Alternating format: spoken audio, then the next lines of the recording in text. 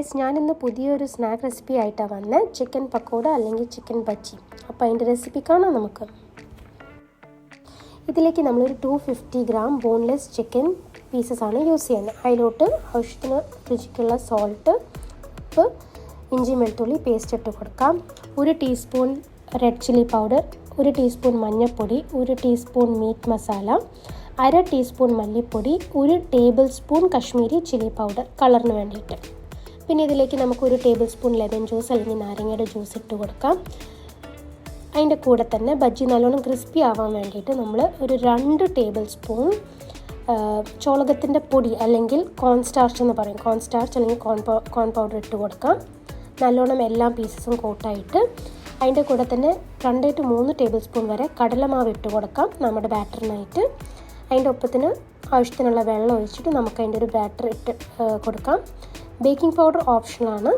ഇതിന് മാരിനേറ്റ് ചെയ്യാനായിട്ട് ഒരു 10 മിനിറ്റ് വരെ വയ്ക്കാം. എന്നിട്ട് വലിയൊരു കടായിൽ ആവശ്യത്തിനുള്ള ഓയിൽ ഒഴിച്ച് കൊടുക്കാം. ഞാനിവിടെ സൺഫ്ലവർ ഓയിലാണ് യൂസ് ചെയ്യുന്നത്. ഓയിലിൻ്റെ ടെമ്പറേച്ചർ നോക്കാനായിട്ട് ഒരു ടൂത്ത് പിക്ക് എടുത്തിട്ട് അതിൽ വെച്ച് നോക്കി ഇങ്ങനെ ബബിൾസ് വരുന്നത് കാണാം. അങ്ങനെ ആകുമ്പോൾ ടെമ്പറേച്ചർ കറക്റ്റ് ആണെന്ന് അറിയാൻ പറ്റും.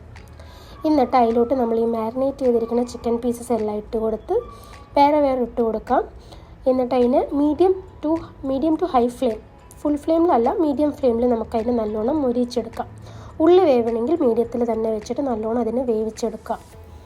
വെന്ത് കഴിഞ്ഞെന്ന് അറിയുമ്പോൾ ഇങ്ങനെ ഒരു ഗോൾഡൻ ബ്രൗൺ കളറായിട്ട് കിട്ടും. അപ്പോൾ എല്ലാം പീസസ് ഇടുന്ന സമയത്ത് ഇച്ചിരി സ്പേസ് വിട്ടിട്ട് ഇട്ട് കൊടുക്കുക, അല്ലെങ്കിൽ അത് വേവില്ല.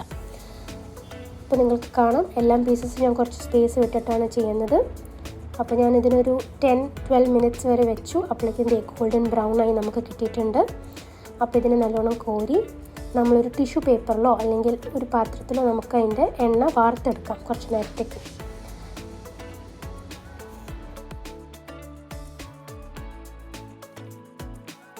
അപ്പോൾ ഞാനിത് സെർവ് ചെയ്തിരിക്കുന്നത് പാവ് അല്ലെങ്കിൽ ബണ്ണിൻ്റെ കൂടെ നമുക്കിത് കഴിക്കാം. കെച്ചപ്പിൻ്റെ കൂടെ നല്ല രുചിയായിരിക്കും. അപ്പോൾ എല്ലാവരും കമൻറ്റ് ചെയ്യുക റെസിപ്പി എങ്ങനെ ഉണ്ടായിരുന്നു. എല്ലാവരും വീട്ടിലുണ്ടാക്കി നോക്കാം.